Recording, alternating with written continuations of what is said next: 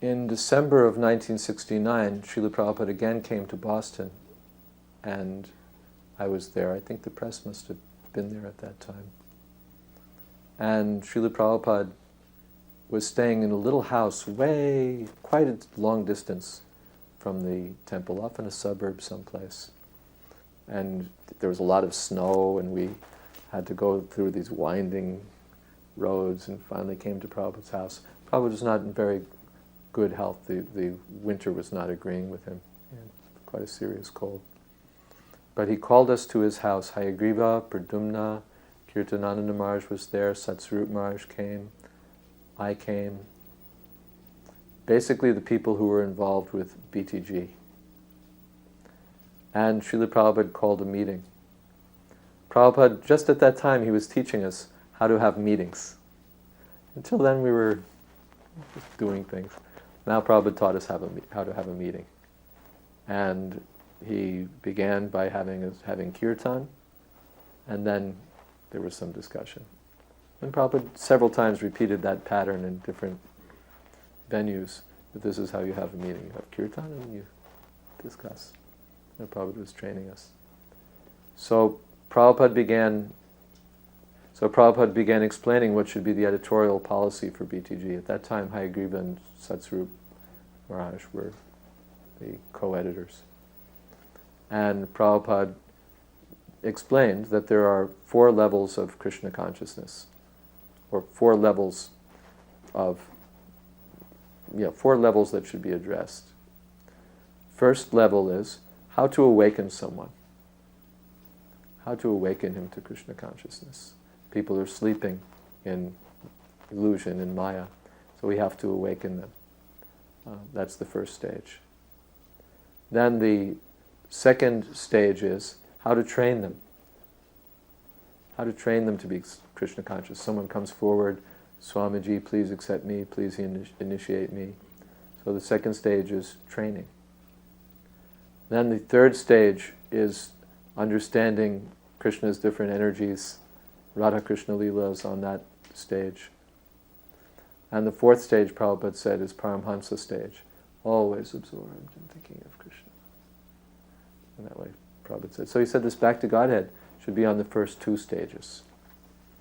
How to awaken someone and how to train someone. Radha Krishna and those kind of subject matters, they're not meant for the general public. How to awaken someone and how to train him. These are the subject matters. Either Pradumna or Kirtanananda Maharaj asked if we could print Brahma Samhita, whether we could print Brahma Samhita in Back to Godhead. And Prabhupada was not very much in favor of it because it was very dense. Prabhupada then, he said, in small installments. He said, in small installments. He said, it will puzzle their brains. He said, my spiritual master used to speak from the highest elevated platform. And when he spoke it, he said it in such a way that somehow the room was just filled with effulgence as Prabhupada was speaking, or it seemed to me that the room was just filled with effulgence. And the way he spoke about his spiritual master, that he used to speak from the highest.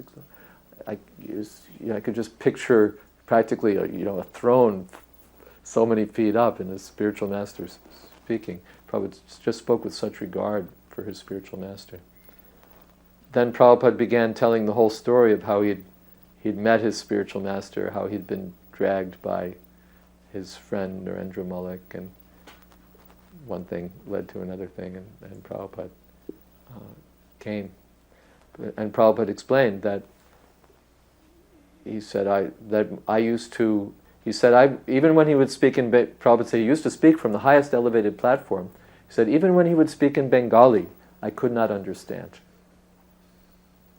He said, but I would go on hearing. That was my policy. And my spiritual master noticed that this boy likes to hear. He said, I would understand or not understand, but I would go on hearing. And because I was enthusiastic about hearing, now I'm in Shravanam, now I'm enthusiastic about preaching, kirtan. Because I was enthusiastic about hearing, now I'm enthusiastic about preaching. In 1969, we were at ISKCON Press in Boston. We were working on second canto and other work. And Srila Prabhupada was out in San Francisco. The Rath Yatra was coming up, and some devotees got the idea that the whole group of us, all the press workers, could pile in a van, drive across the country in 2 days, be there with Srila Prabhupada for the Rath Yatra, then turn around and come back and be back in Boston and keep going.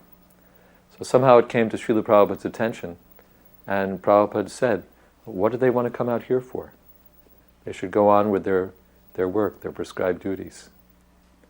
So from that we understood that association with the spiritual master is not just by physical proximity, but it's by our devotional service. Not being with him just on the scene, but being with him by serving him. It was also around that time, 1969, that it became important to identify Srila Prabhupada as founder Acharya of the International Society for Krishna Consciousness. At first it was just A.C. Bhaktivedanta Swami, then A.C. Bhaktivedanta Swami Prabhupada, then founder Acharya of the International Society for Krishna Consciousness. That began while we were working on second canto. We were publishing it chapter by chapter in booklets. And we got the message from the West Coast that we were supposed to do this, but somehow the message got garbled, so we only had founder of the International Society for Krishna Consciousness. And then Prabhupada was unhappy, he was upset with us. So then again the message came back, and so we ran it through the press again, running a black line through that founder line and doing it again, Acharya of the International Society for Krishna Consciousness. So again, of course, it was wrong. Finally we got it right, founder Acharya. And since then, of course, that's been there. Prabhupada was very particular about that. He foresaw that it would be important that the position of the founder Acharya of the society, specifically that his position as founder Acharya, should be well established. I remember when Srila Prabhupada later came to Los Angeles when the press was in LA, he passed by the BBT building, our newly occupied BBT building, and saw the Bhaktivedanta Book Trust. And underneath it didn't say founder Acharya, Srila Prabhupada. And Radha Ballabha, who was in charge of things in those days, got blasted by Srila Prabhupada. Even though he had the letters in a box, they were ready to go, they just hadn't been put up yet, but Srila Prabhupada chewed him out anyway. That, why is this missing? Prabhupada considered it very crucial. He issued a letter, in fact, at one point, to all the centers, that on all the letterhead, on all the cards, all the publications of the society, this line had to be there, founder Acharya, His Divine Grace, A.C. Bhaktivedanta Swami Prabhupada. Prabhupada foresaw how significant it would be, how important it would be for us and for others to understand the society properly with its founder Acharya. In New York, in perhaps 1974, Srila Prabhupada came to Brooklyn. At that time the press was there. And Srila Prabhupada called me in one day to his quarters. And I remember that he was sitting on a platform, he had a freshly shaved head, and he was sitting very regally and aristocratically.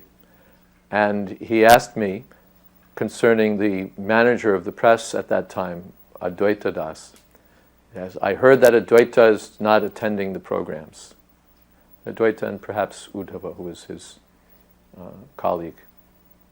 I've heard that Advaita is not attending the programs. Is that a fact?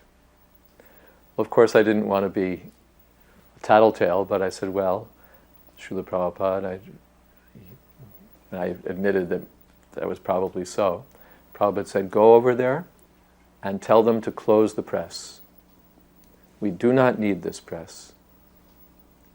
If they cannot come to the programs, better to close the press. And up to that time, Prabhupada had been putting tremendous emphasis on the importance of our press activities. He was giving money for it, he was emphasizing it. devotees were working very hard on the press activities, and Prabhupada told me, go over there and tell them, we do not need this press, better to close the press. Prabhupada considered it very important that we keep up our standard activities of sadhana, our standard devotional activities. Better to close the press.